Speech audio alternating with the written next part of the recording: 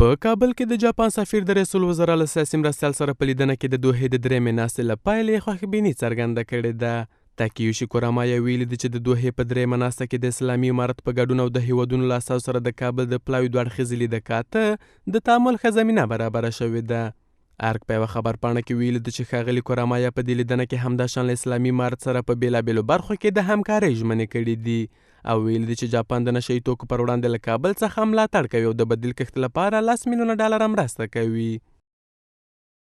د کتنې پر مهال د جاپان سفیر د دوحې ناسته مهمه ناسته وبلله او په دې ناسته کې د اسلامي امارت د استازو ګډون او هلته د دوه اړخیزو لیدنو کتنو دوام د تعامل لپاره ډېر مهم وباله او دا راز یې زیاته کړه چې د خصوصي سکتور ته د سهولتونو برابرولو او د مخدره توکو پر وړاندې د مبارزې په برخو کې د اسلامي امارت هڅې وستایلې او نوموړي زیاته کړه د جاپان هیواد په افغانستان کې د مخدره توکو د بدیل معیشت لپاره $10 میلیونه مرسته هم ځانګړې کړې چې په لنډو راتلونکو ورځو کې به اعلان کړي. په دې لیدنه کې د رئیس الوزرا سیاسي مرستیال ویلي د هیله مند چې د دوحې د غونډې ګډون کوونکي افغانستان ته د بدیل کښت وړاندې کولو د خصوصي سکتور پیاوړتیا او د مالي محدودیتونو لرې کولو لپاره په خپلو ژمنو عمل وکړي. مولوي عبدالکبیر همداشان ټینګار کړی چې اسلامي امارت له هیوادونو سره د خپلو اړیکو د پراختیا په هڅه کې ده او هیچا ته اجازه نه ورکوي د افغانستان له خاورې د نورو پر وړاندې کار واخلي.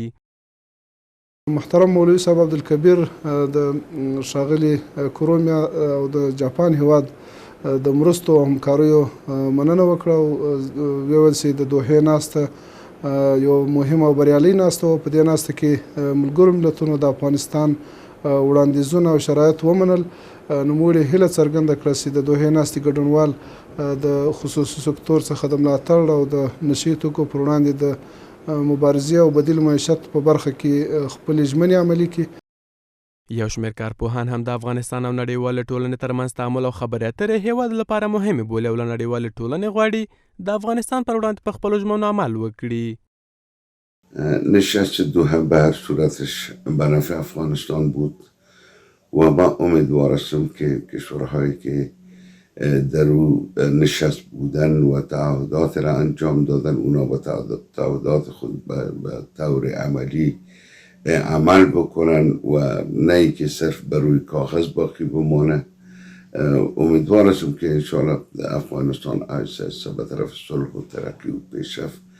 گام برداره و وضعیت بهبود پیدا بکنه. امارت اسلامی افغانستان باید کوشش نماید تا در منطقه و جهان دوستای خودش را بیشتر نماید تا شرایط را برای بررسمیت شناختن حکومت و تعامل سیاسی میان حکومتشان و جامعه جهانی به وجود بیاید. دا څرګندونې په داسې حال کې مطرح کیږي چې د ملګرو ملتونو په کوربهتوب د افغانستان په تړاو د دوحې درېیمه ناسته د جون په 13 او د جولای په لومړۍ نیټه په قطر کې د اسلامي امارت د پلاوي او د 10 هیوادونو د استازو په حضور سره ترسره شوه.